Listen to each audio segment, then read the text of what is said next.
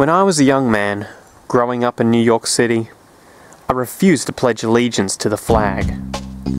Of course, I was sent to the principal's office, and he asked me, "Why don't you want to pledge allegiance? Everybody does."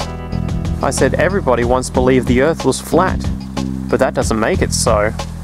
I explained that America owed everything it has to other cultures and other nations, and that I would rather pledge allegiance to the earth and everyone on it.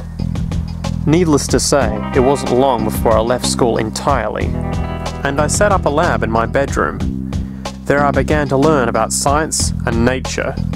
I realized then that the universe is governed by laws, and that the human being, along with society itself, was not exempt from these laws. Then came the crash of 1929, which began what we now call the Great Depression. I found it difficult to understand why millions were out of work, homeless, starving, while all the factories were sitting there. The resources were unchanged. It was then that I realized that the rules of the economic game were inherently invalid. Shortly after came World War II, where various nations took turns systematically destroying each other. I later calculated that all the destruction and wasted resources spent on that war could have easily provided for every human need on the planet. Since that time, I have watched humanity set the stage for its own extinction.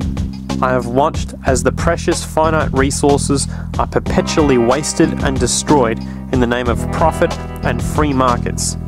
I have watched the social values of society be reduced into a base artificiality of materialism and mindless consumption. And I have watched as the monetary powers control the political structure of supposedly free societies.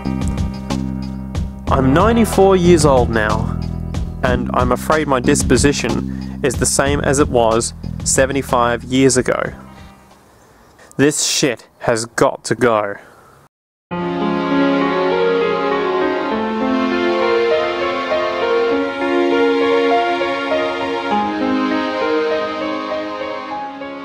Never doubt that a small group of thoughtful, committed citizens can change the world. Indeed, it is the only thing that ever has.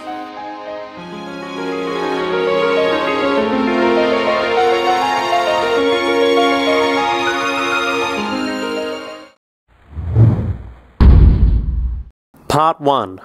Human Nature.